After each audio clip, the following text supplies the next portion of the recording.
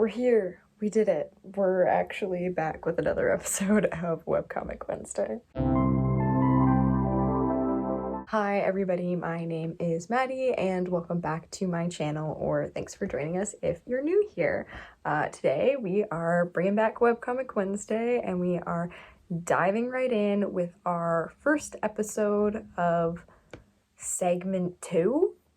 Is that what we're calling this? So the webcomic that we will be diving into today it's kind of a funny story, which is by Sewa Draws, and this is on Webtoons. It is a Canvas feature one. There's like Canvas and original. Canvas is like people's uploads them, and originals are actually like sponsored by Webtoons. I do have... Where are they? Oh, you can't see them. These are two of the characters from the webcomics. They live on my shelf. But who are those people and what actually is their story? That might be what you want to know. That's what I'm going to tell you about and why you should read it. So we will start with the update schedule and where to read. Where to read is on Webtoons, either the app or the website itself, and it updates every Saturday. One thing that I do appreciate about Webtoons that I've learned is that Webtoons often does chapters as opposed to page updates. It does depend on the author, and I find that easier to like engage with on a weekly basis than getting like one page, because then I find I tend to like drag and get lost in the story a little bit. But to tell you about the premise, this follows Alex, and Alex is at the lowest point in his life. He has neither money nor love and resorts to sleeping on a friend's couch waiting for his life to turn around. John is a normally happy-go-lucky guy thrust into a new city and is in desperate need of a friend.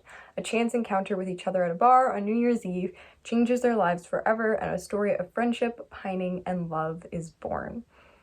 There is a content warning for occasional smoking and drinking, and I do believe that the author puts these in later on, but themes of like depression and mental health also come up later on in the comics.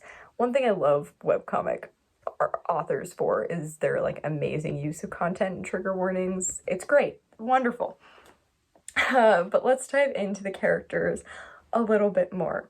So we have Alex, who is one of our main characters, and he is having a rough time. He's struggling with what is likely depression, but like not formally diagnosed as of yet, and is an artist, but was, because of what he's been dealing with, was having like a really hard time producing content. His partner left him, and then he basically ends up with nowhere to go. And because of that, he ends up contacting his childhood best friend, Marcy, who was basically like a sister to him. And they haven't spoken since he ran away when he was 19. I'm pretty sure they like lived together and kind of became family, because for reasons that have like not yet become clear to us.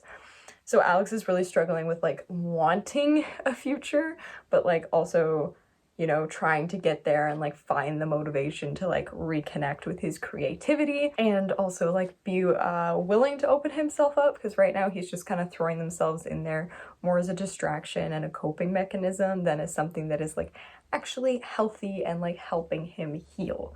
So yeah, relate to him perhaps a little too much, but I also think that it's like really important to have these stories that like don't deal with the tortured artist idea as like a caricature. You know, like when you think about Vincent van Gogh, it's really important to think about the fact that a lot of the work he created was works that he created while he was getting treatment, and that it's really important for creativity to like also be taking care of yourself and your well-being. I did mention Marcy, so I will talk about her next. Marcy is Alex's friend from childhood. She's also a trans woman and has transitioned in the time since they knew each other, and since like Alex ran away from home. So she's really trying to be like the supportive older sister, but like also trying to deal with her own resentment and feeling like Alex left her behind. Alex really struggles with accepting that he's a part of her family, and that's something that takes her quite some time to, you know, kind of drill into his thick head.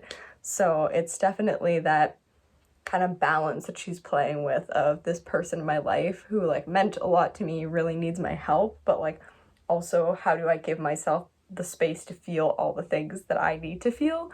And she really pushes him to take care of himself and start the process of trying to figure out what is going on with his mental health and well-being. Other than that, we have John, who is our other main character, and John has just left a relationship. Well, it kind of like you see the downfall of it at the beginning.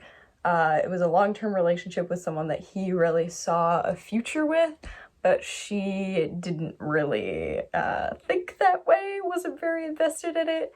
Kind of, you know, one of those relationships where one person's really invested and the other person's coasting, and it's just kind of mean that they're just dragging them along.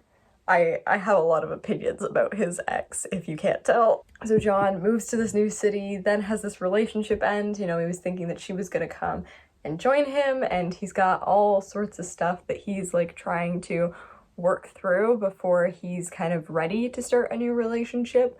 But he has kind of closed in on himself being in this new town, and so he's working to kind of push himself to meet new friends, get out there, meet new people, but he's not really sure if he's ready to get back into the relationship game yet.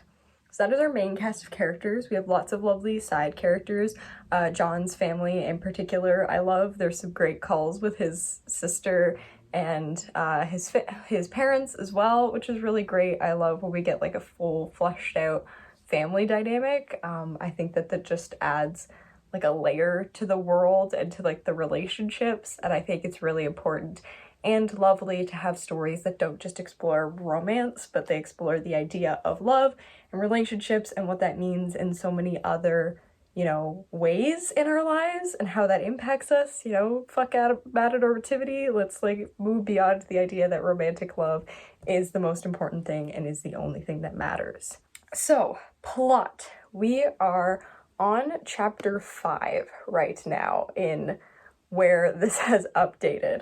So pretty much what happens is we get Alex's story and John's stories separate at the beginning. We get Alex, you know, calling Marcy and setting up that first meeting and, you know, meeting her and then like kind of having a hard time getting settled, finding a job. We have John's downfall of this relationship and him moving into this new town. Then what happens is there is this New Year's Eve encounter that's mentioned in the premise. Basically, through like a series of miscommunications, Alex thinks that John might be the person that he's supposed to go on an internet date with, and some other things happen. They end up spending New Year's Eve together. And I don't know how much I want to like give you without completely spoiling the story, but basically after that encounter, they end up being in each other's lives, but deciding to be in each other's lives as friends. And so right now they're kind of navigating what that's going to mean for them, while like also having some conversations about like the boundaries of their relationship and just getting to know each other right now. The part that we are at in the story right now, they are at a robot dinosaur pirate birthday party, and I am in love with it. They had to dress up to go to it. It is great. It's incredible. I love it so much. And my favorite part, why you should read it. Well, let me tell you why you should read this. 1, accurate mental health representation and creatives. Something that just, gets me right in the gut. Different types of love I've already discussed, but also I am a sucker for a good story with a character who does not believe himself worthy of love and ends up like challenging the people around him to try and like test them almost to prove that they want him in their lives, and then like has to grow through that. And I think that's what we're gonna get with Alex. So I'm looking forward to that. A lovely queer ensemble cast is incredible, and just some like gorgeous art. Like, can we just, I don't know, I'll flash maybe a couple different things up here. Like, can we just appreciate how wonderful this is? I do also want to take a moment to appreciate the creativity of the situations that she puts these characters in. As I said, you know, something like a robot dinosaur pirate birthday party would never be something that I would be like, yeah, let me just drop my characters in here. and figure this out. I'm working on my novel right now and I feel like I'm just recreating scenes I've read in other books. So I think that like that's really cool. Even how they end up encountering each other on New Year's Eve is like different than what would usually happen. So I think that that's really neat to kind of say, all right, how are these characters gonna build their relationship and build their friendship in ways that like we wouldn't always realize, because a lot of times it's those like little events you go into with people that you end up building the strongest connection with them, which is really cool.